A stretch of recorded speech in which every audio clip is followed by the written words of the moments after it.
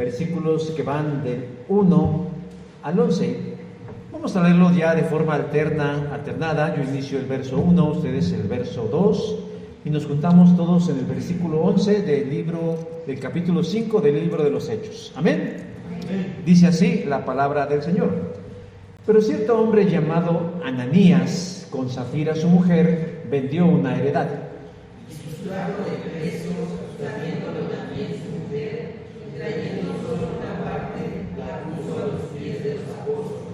Y dijo Pedro: Ananías, ¿por qué llenó Satanás tu corazón para que mintieses al Espíritu Santo y sustrajeses del precio de la heredad?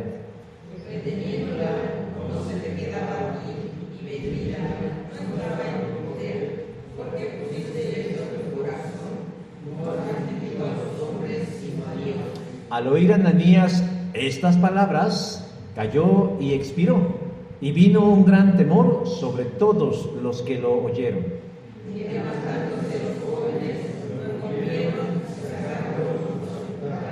Pasando un lapso como de 3 horas, sucedió que entró su mujer, no sabiendo lo que había acontecido.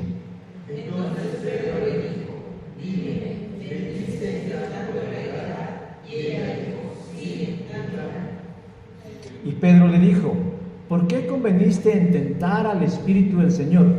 He aquí a la puerta los pies de los que han sepultado a tu marido y te sacarán a ti.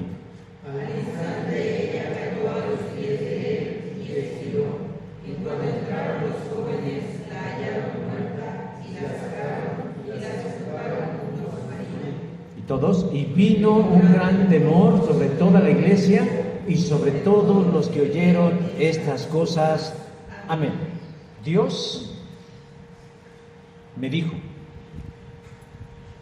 ya no vayas ahí, porque ahí no hay buena doctrina, porque ahí no dan buen ejemplo, porque ahí el pastorado y el liderazgo está mal. Tienes que ir y buscar otro lugar. Estas son las palabras de un discurso de alguien que tuvo problemas con su iglesia.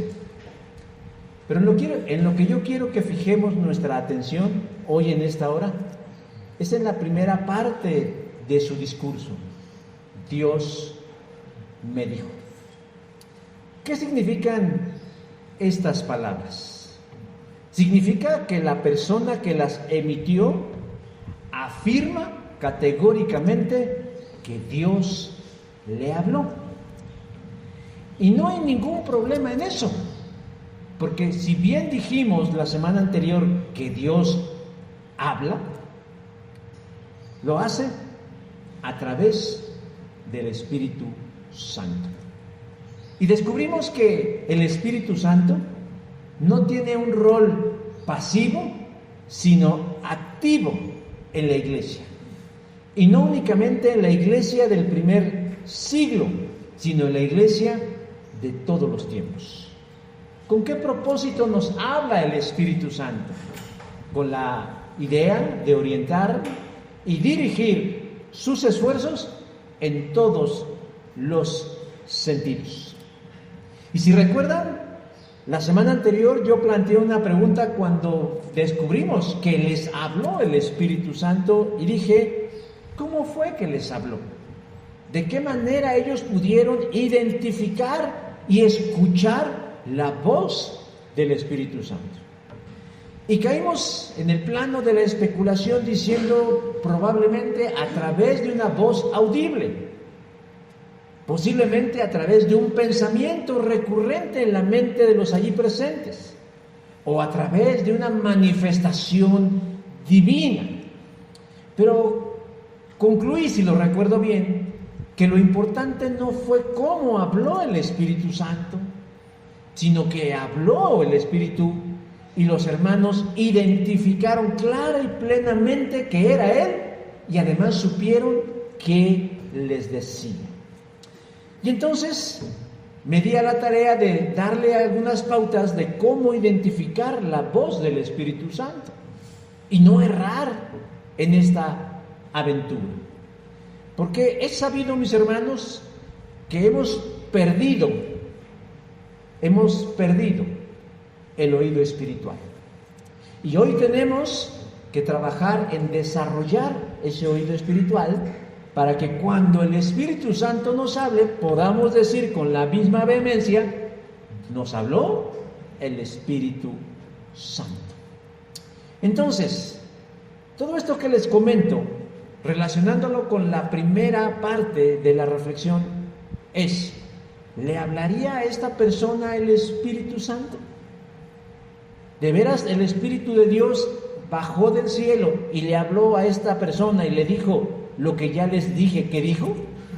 Debemos aceptarlo así, decir, si alguien viene y les dice: a mí me habló Dios y me dijo esto, sin chistar, sin cuestionar, sin preguntar, asumiendo tácitamente que Dios le habló.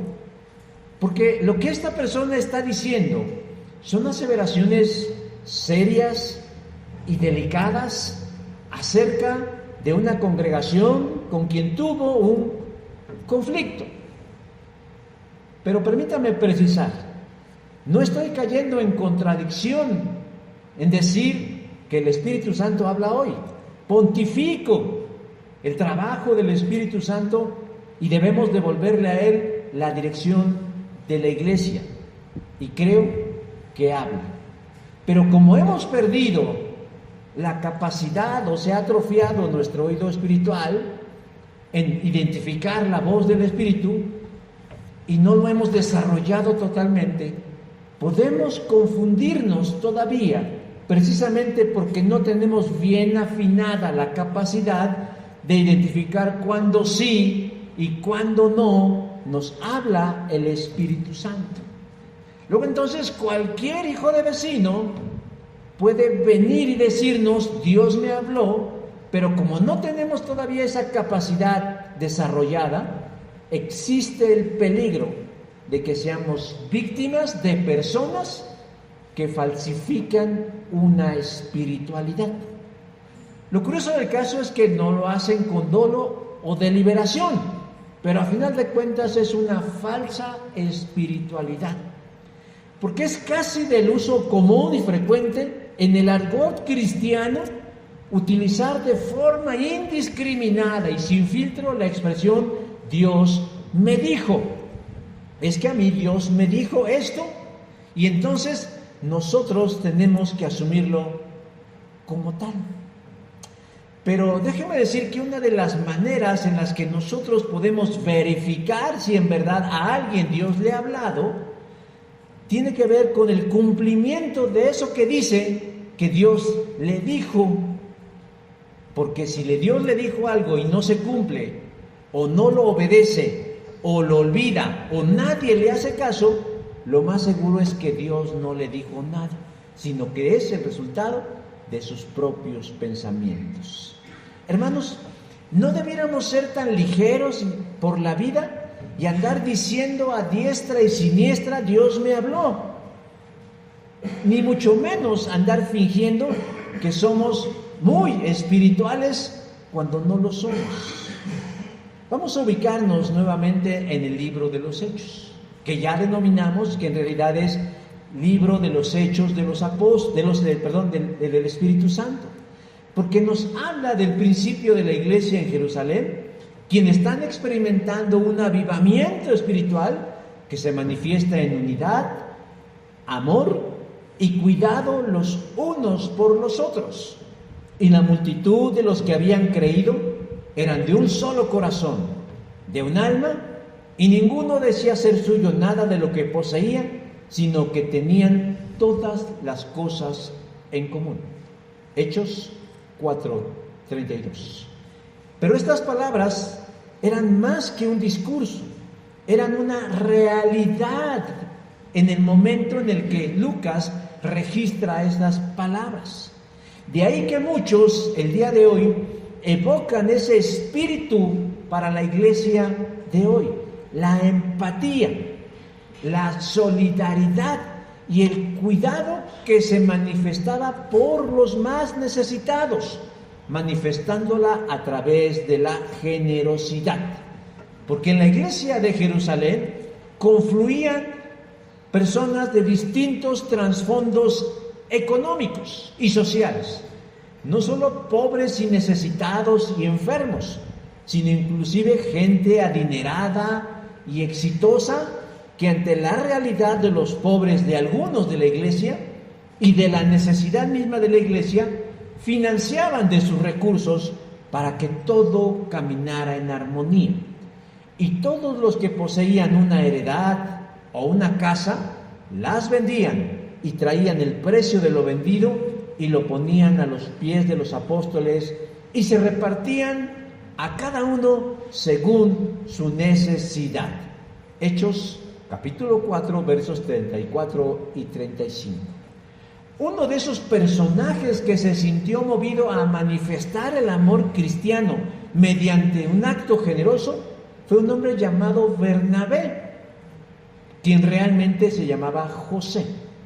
Tenía una heredad, la vendió y trajo el precio de la venta y lo puso a los pies de los apóstoles. Hechos 4:37. Un hecho así, mis hermanos, no pasa desapercibido. Un hecho así no pasa de noche delante de los demás. Tan importante fue el hecho de Bernabé de vender un terreno o una propiedad para que el fruto de la venta de ese terreno sirviera, que Lucas lo registró en su libro. Pero más aún, la gente de ese tiempo dio testimonio de cómo Bernabé, de manera desprendida y generosa, vendió una propiedad y dio el fruto completo de esa venta para la necesidad y los necesitados de la iglesia. ¿Qué generó esto? Pues una opinión favorable en relación de Bernabé.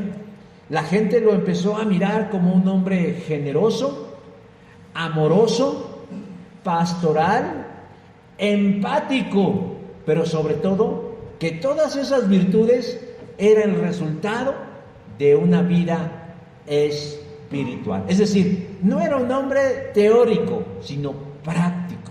Si decían da, él daba. Si decía ve, él iba. Y todo eso generaba alrededor de Bernabé una reputación muy buena.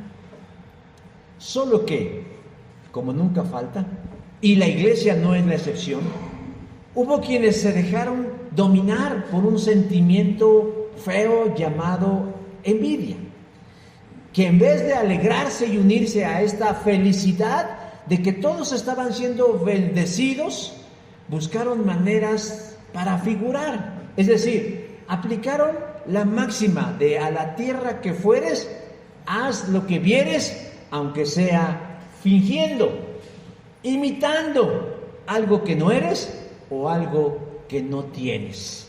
Y es el caso de un matrimonio compuesto por Ananías y por Zafira, quienes ante la acción generosa de Bernabé decidieron hacer lo suyo, no quedarse atrás.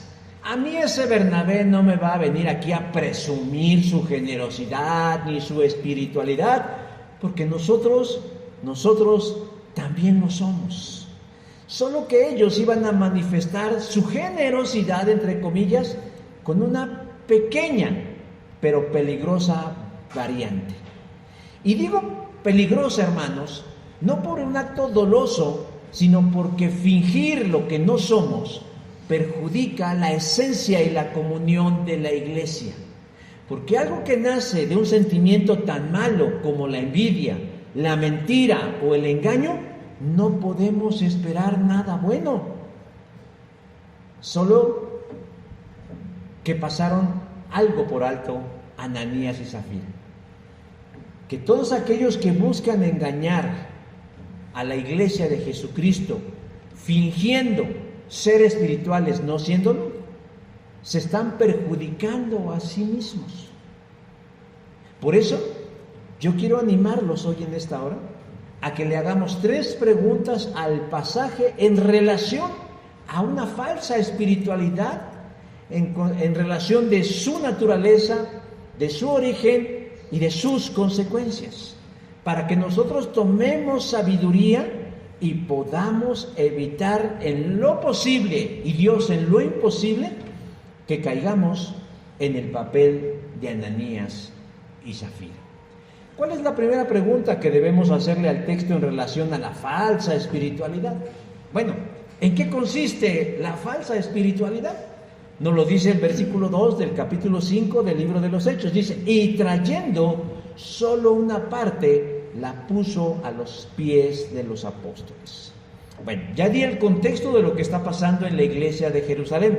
Se está dando un avivamiento en todos los sentidos, que se manifiesta a través de una gran empatía hacia los más necesitados de la iglesia y de la iglesia en sí mismas.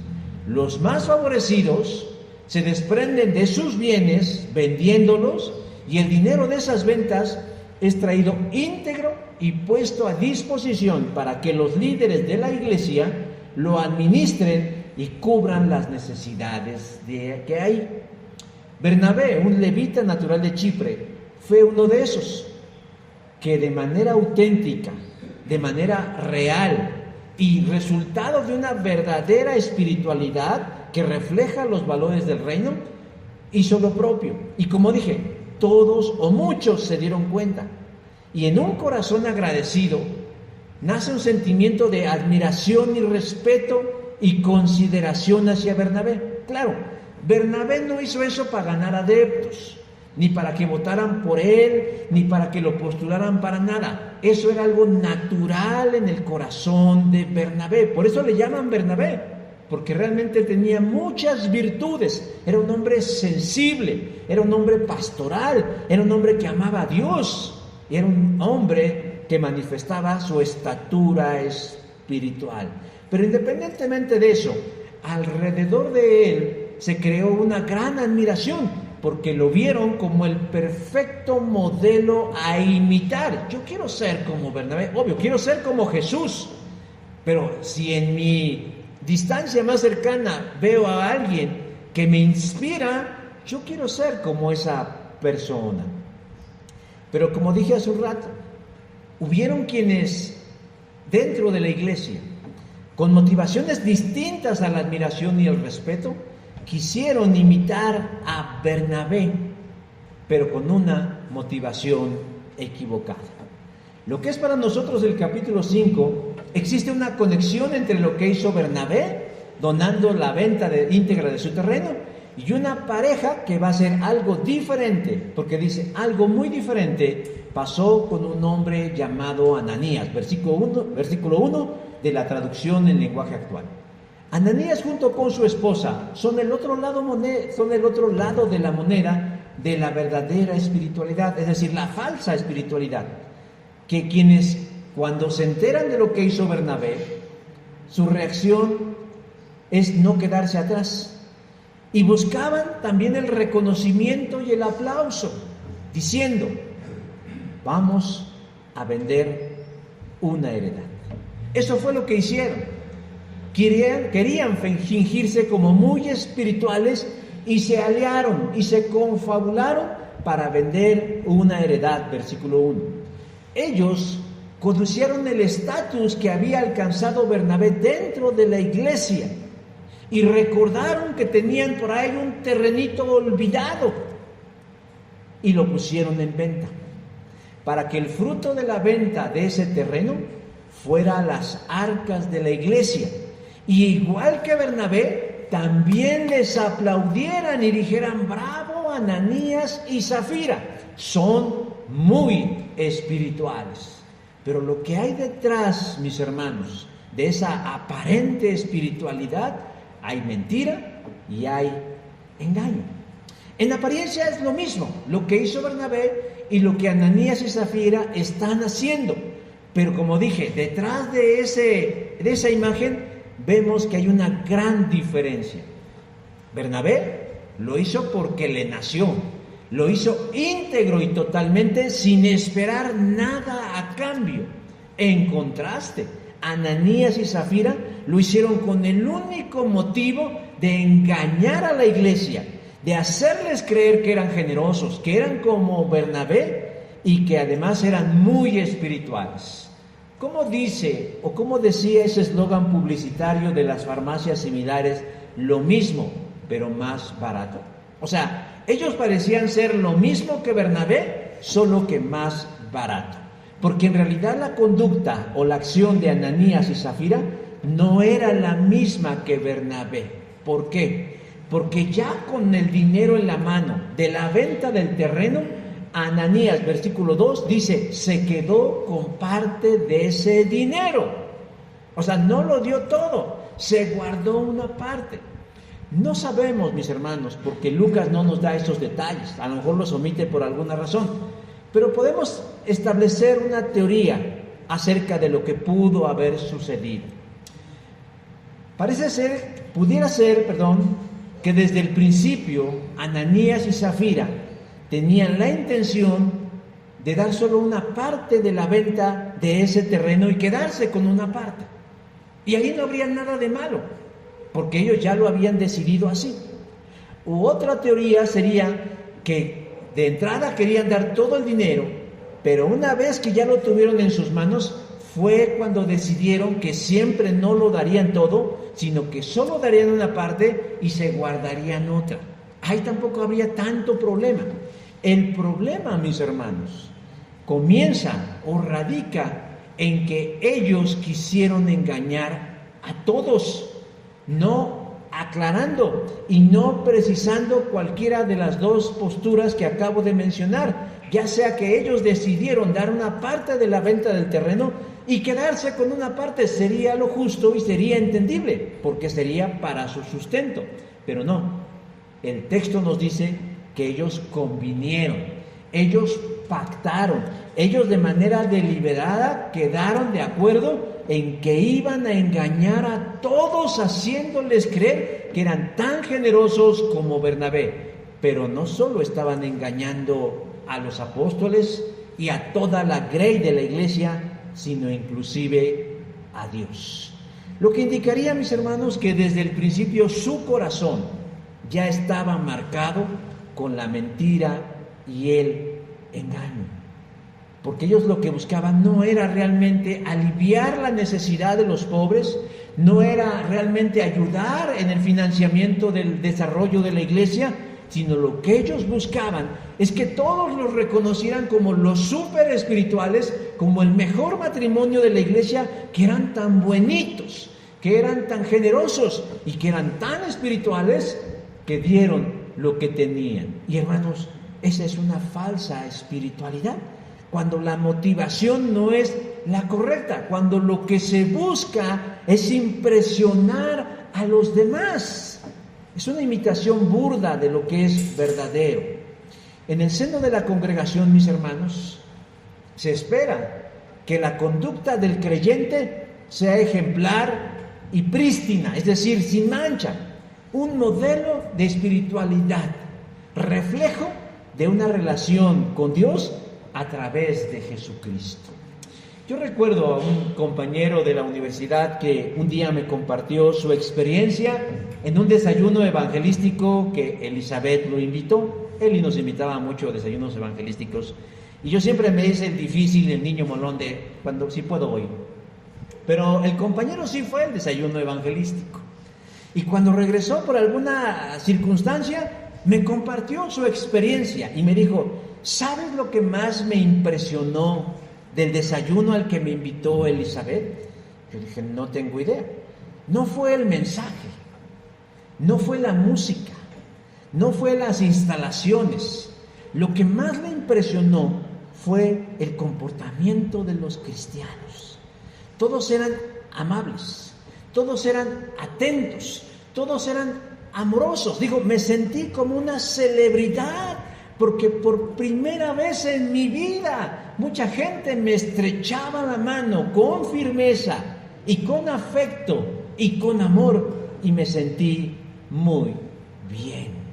Hermanos, cuando nosotros venimos a la iglesia, nadie puede saber quién es espiritual o no, pero todos mostramos la mejor cara que tenemos y asumimos que esa buena conducta, Ese carácter afable y amoroso es el resultado o la manifestación de que somos espirituales. Y la gran pregunta es, ¿pero quién sí lo es de manera verdadera?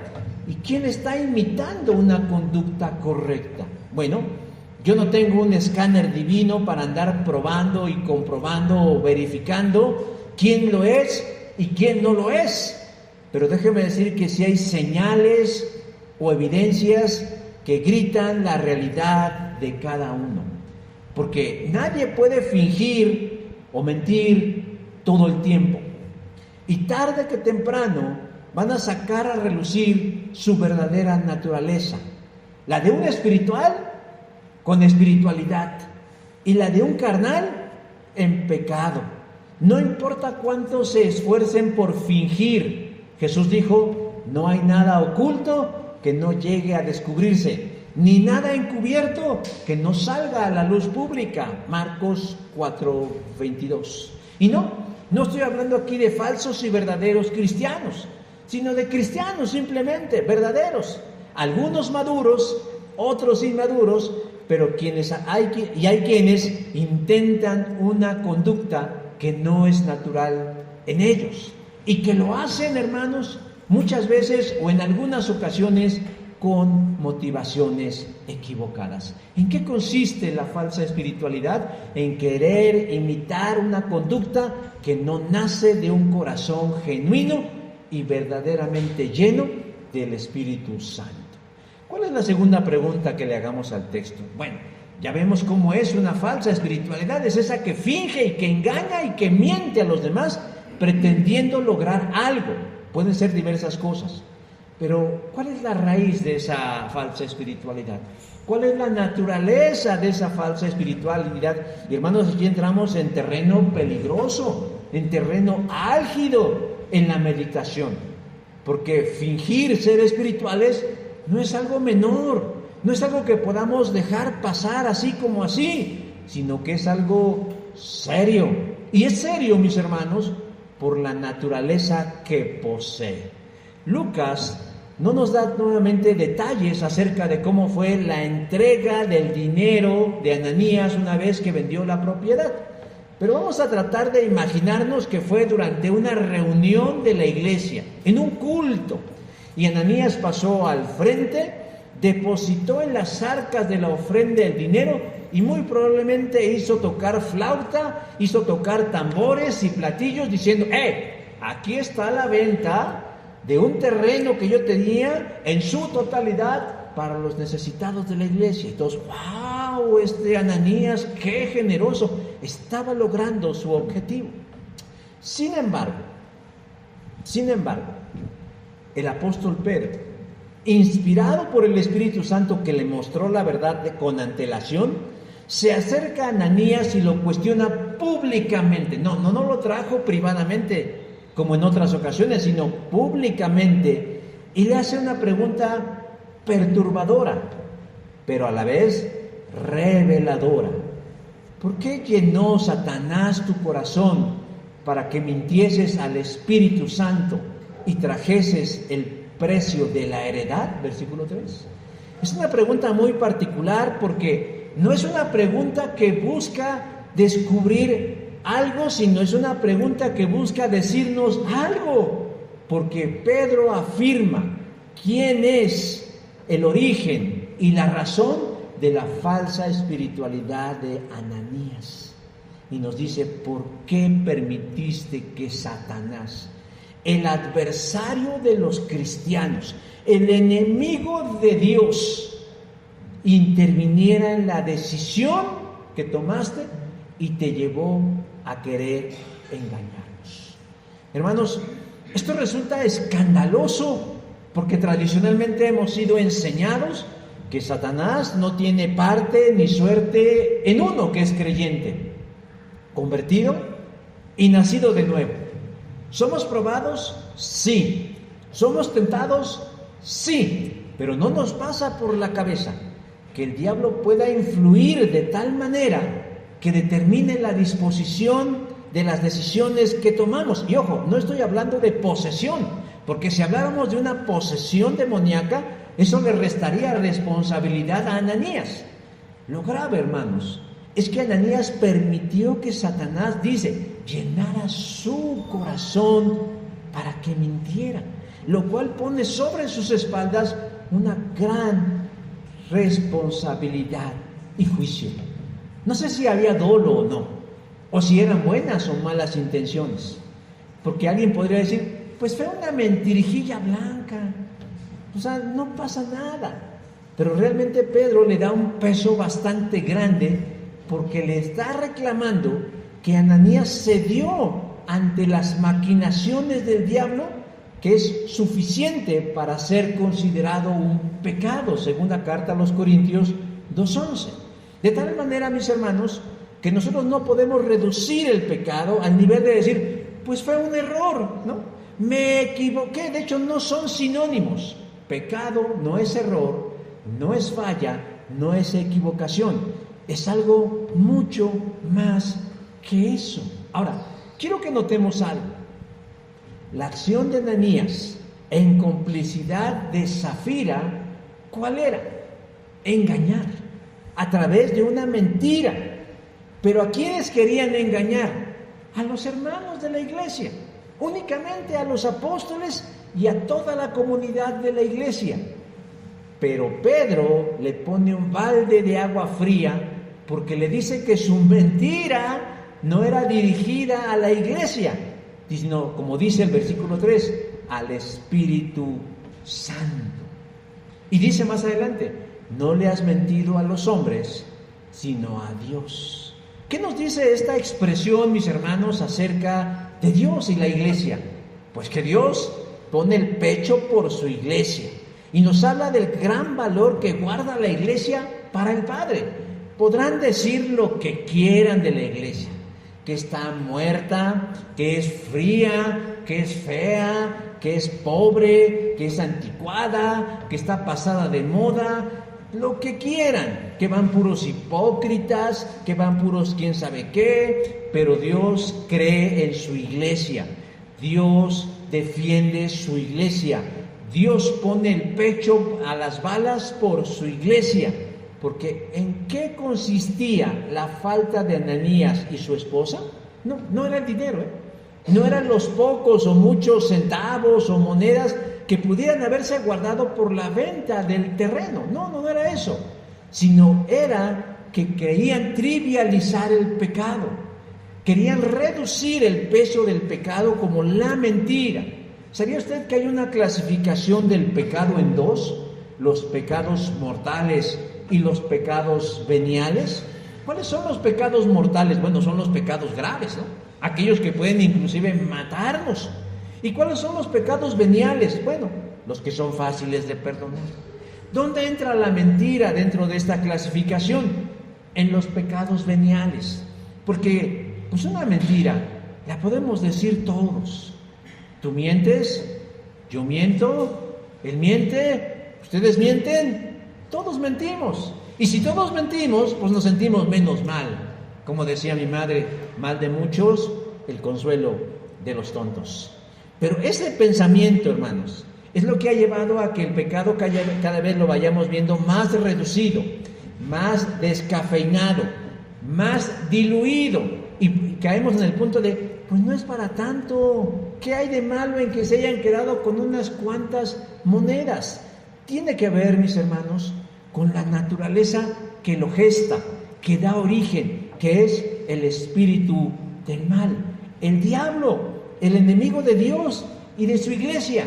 Y Ananías y Zafira le dieron lugar en sus mentes y en sus corazones para engañar ingenuamente, ellos creyendo a las personas, cuando en realidad estaban engañando a Dios. Y para Dios eso es grave, no es una mentirijilla blanca, es una ofensa, es una injuria, es una afrenta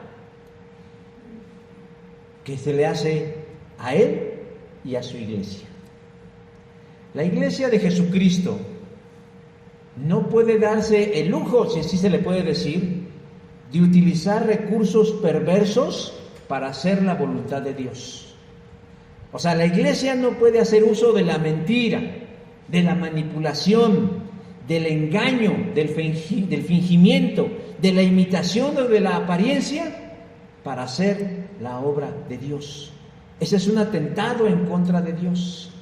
Porque si Ananías, luego de vender la propiedad, tomara parte de la venta y da el resto, no habría problema si lo dice así: hermanos, vendí un terreno, pero tomé una parte para mis necesidades, pero el resto yo lo doy.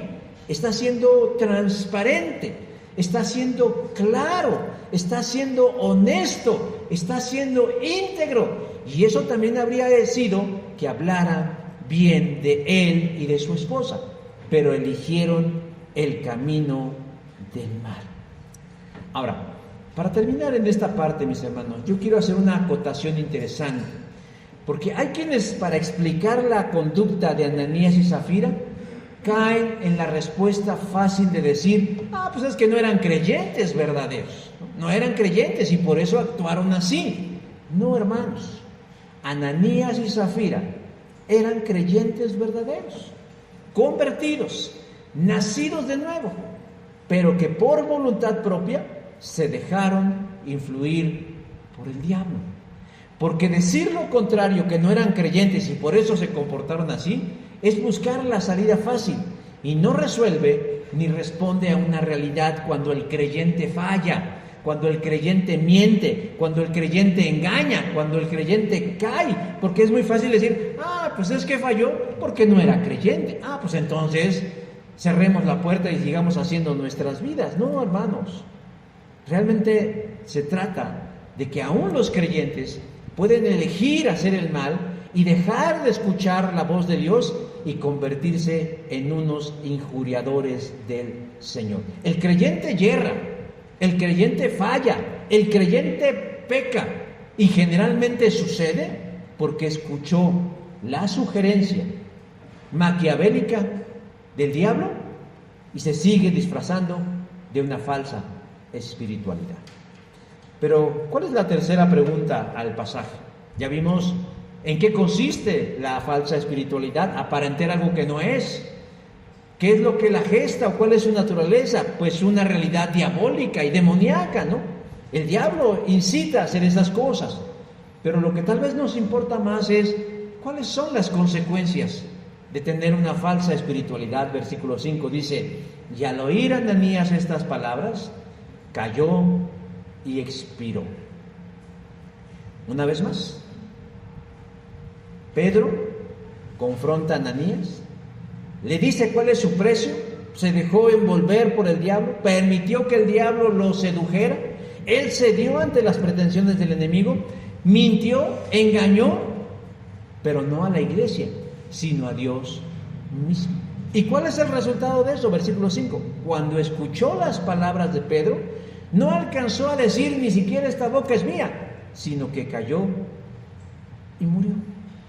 Yo quiero que noten, mis hermanos, que en ningún momento Pedro pronunció sentencia alguna sobre Ananías. Algunos creen que murió por las palabras de Pedro. No, Pedro nunca dijo: Dios te castigue, como lo hizo con Simón el mago, que le dijo: tu dinero perezca contigo. No, aquí vemos a un Pedro que simplemente se limitó a decir lo que el Espíritu le había revelado en relación de Ananías, pero es Dios mismo quien se adjudicó el derecho de ejercer un castigo ejemplar sobre un mentiroso como Ananías.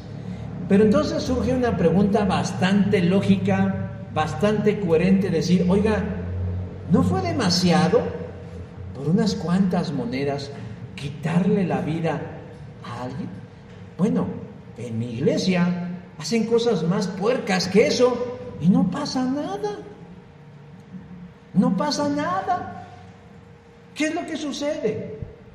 Hermanos, a lo largo de la historia se ha creído que Dios se excedió con Ananías porque únicamente se quedó con unos cuantos pesos, cuando sabemos que en las iglesias, en algunas, ocurren horrores y errores garrafales, afrentosos, vergonzosos y demás osos que nos podamos crear.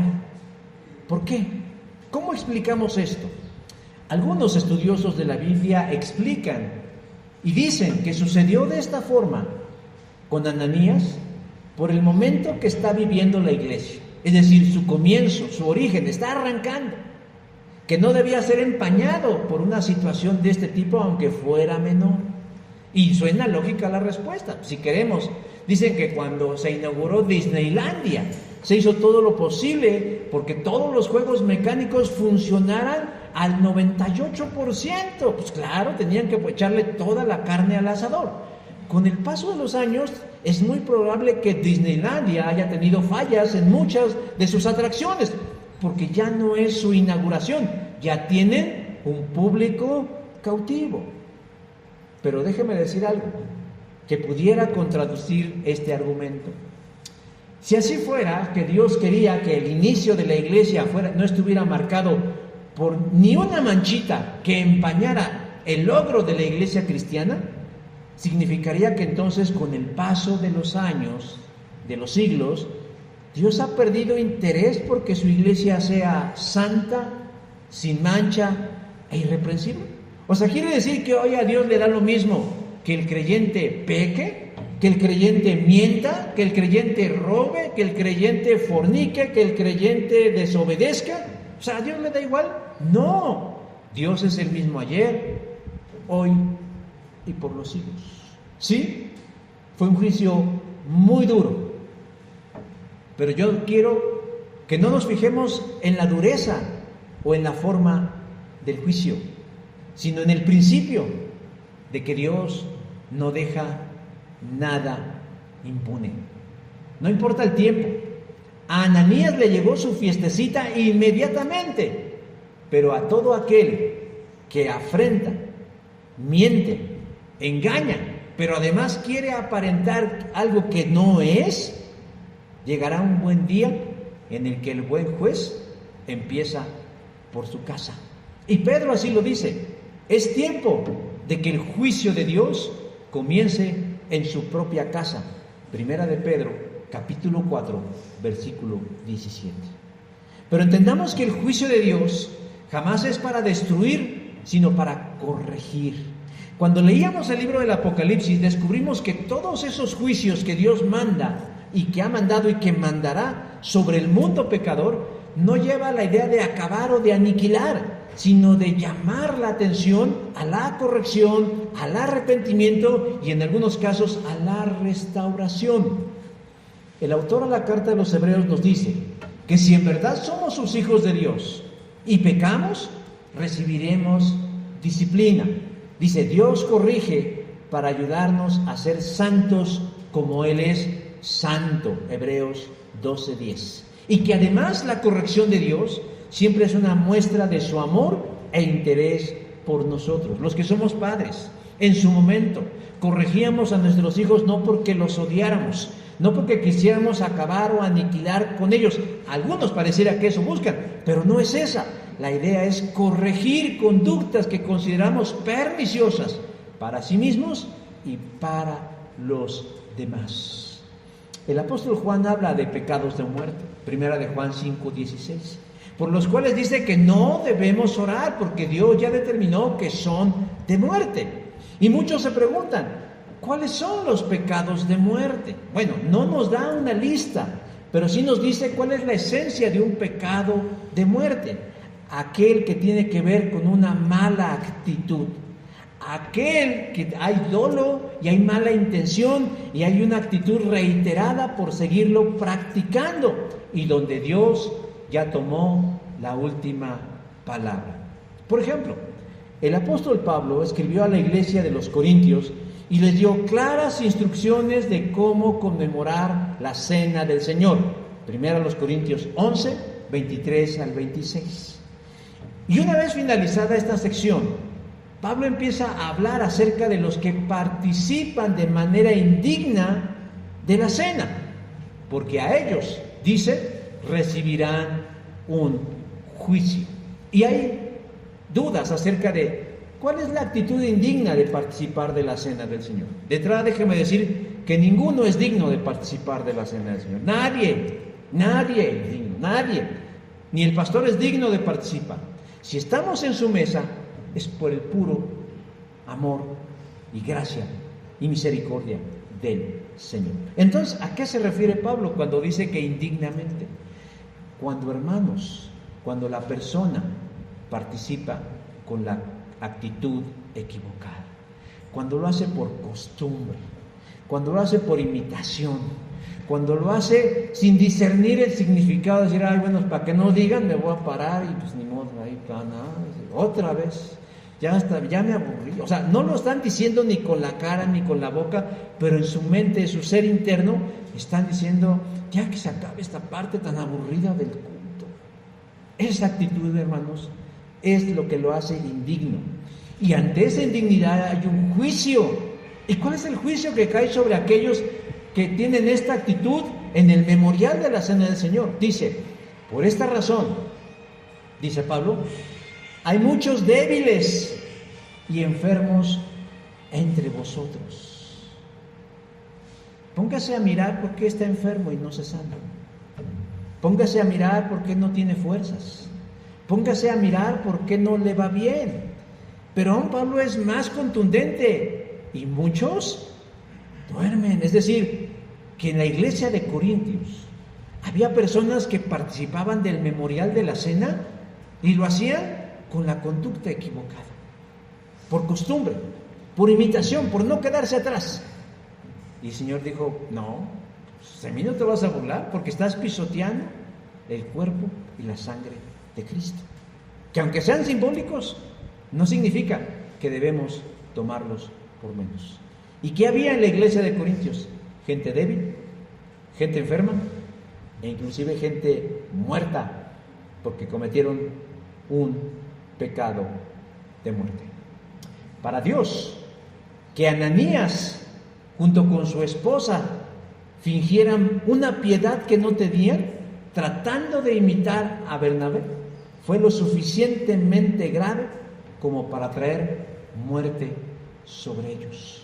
¿Cómo sería el matrimonio de Ananías y Zafira? No lo sabemos. ¿Se amaban de verdad?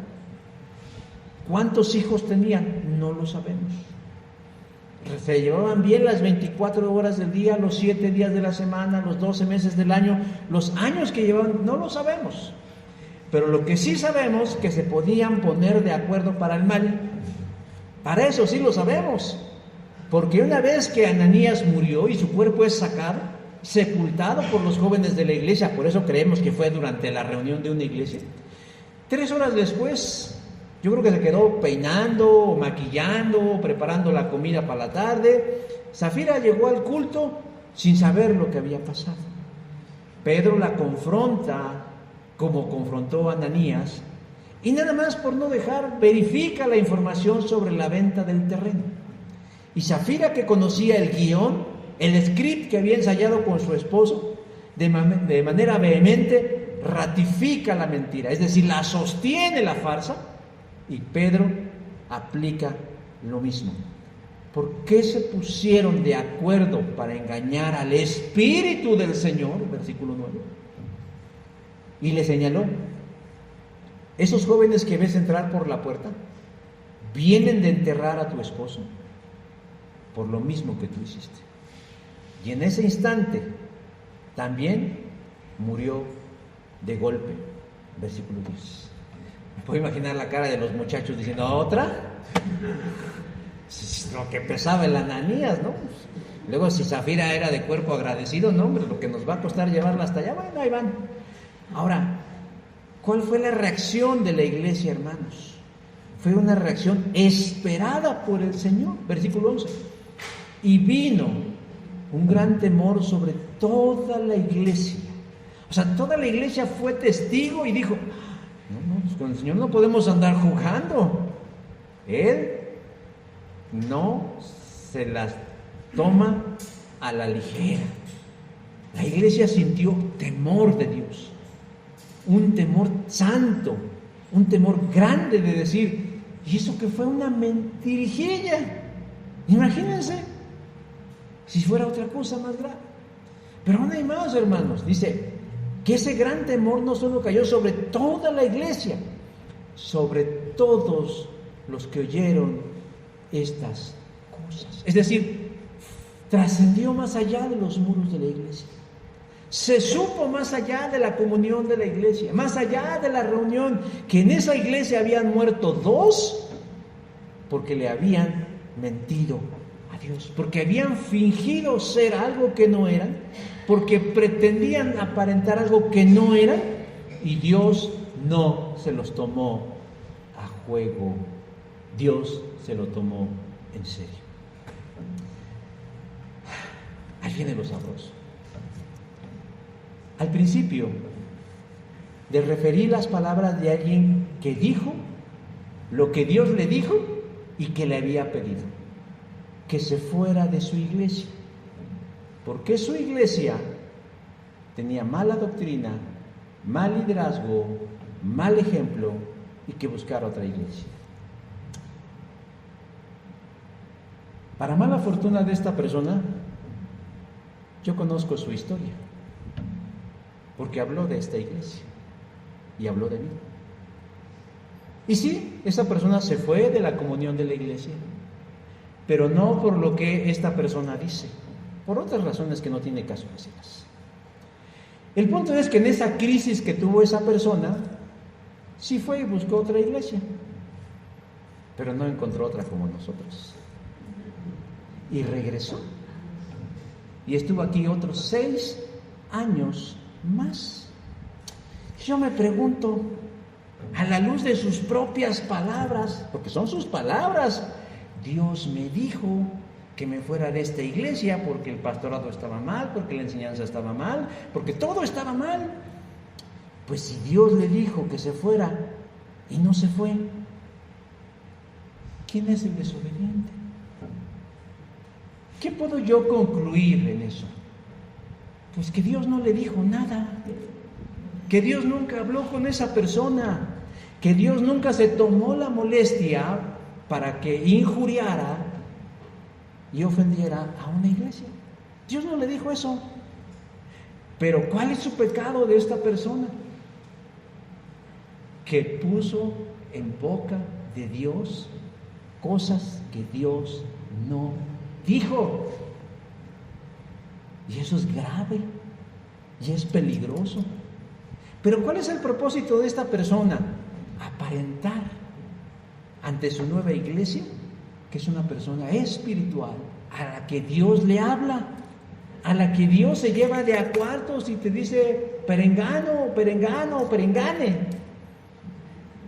Tú y yo nos hablamos de tú y yo doy dirección a tu vida.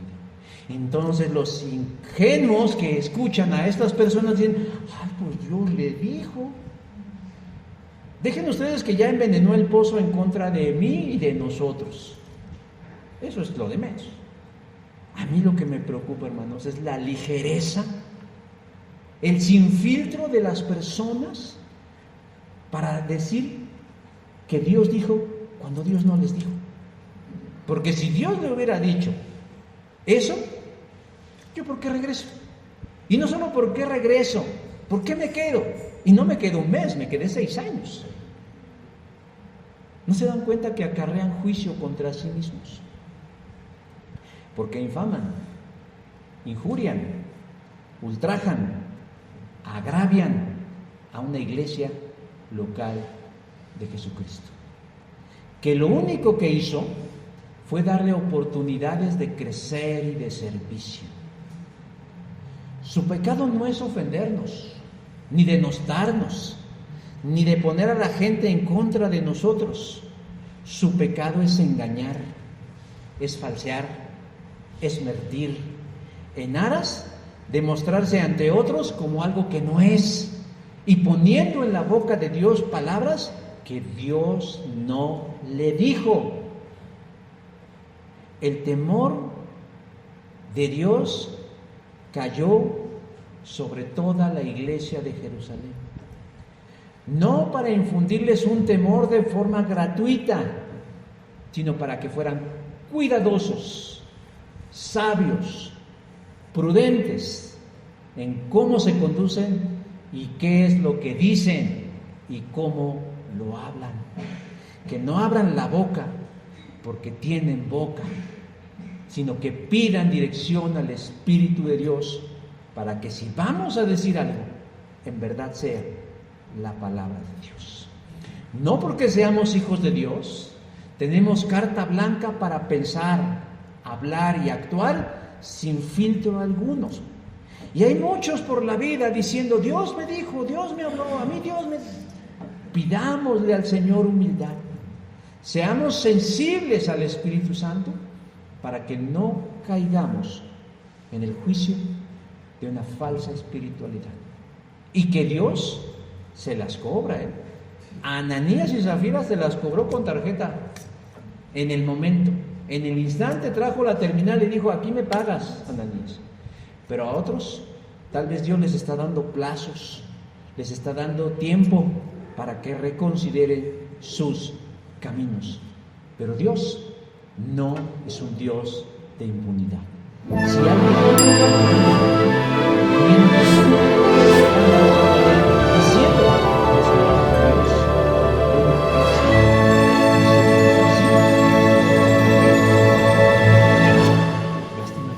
Si espero que lo entiendan. Amén. Vamos a ponernos de pie, hermanos, para orar. Señor Dios, nuevamente damos gracias en el nombre de Jesús por la oportunidad que nos das de poder exponer tu palabra y de hacerlo, Señor, con la libertad que nos da tu presencia misma. Porque de no haber sido así, Señor, hubiera sucedido lo mismo que lo que sucedió con Ananías. Porque tú no andas con medias tintas. Tú eres un Dios de una sola pieza y no te tiembla la mano para ejecutar tus juicios. Y tu pueblo siempre está sujeta a tus juicios, porque el buen juez por su casa empieza. Ayúdanos a tener un temor reverente para que sepamos conducirnos con discreción, con decoro, con sabiduría, pero sobre todo con verdad. Ayúdanos a seguir desarrollando nuestro oído y nuestro espíritu, Señor, para que podamos seguir la línea clara de tu voluntad. Perdona todas las veces que nos hemos equivocado y a lo mejor por seguir manteniendo un status quo, Señor, no hemos buscado la forma de ser más claros y más transparentes. Sé en nosotros, precioso Espíritu de Dios, gobierna nuestros pensamientos, gobierna nuestros corazones, gobierna nuestras vidas. Ponemos en ti nuestras voluntades para que Satanás nunca se acerque y llene nuestros corazones de mentira, de engaño y de maldad. Señor, que tu palabra produzca en todos un fruto que te agrade, un fruto que te exalte y además, Señor, que cumpla tu propósito en esta iglesia y en nuestras vidas. Gracias, Señor, nuevamente por el honor y por la oportunidad y por la vida de mis hermanos que escuchan con atención y con prestancia. Por Jesús oramos.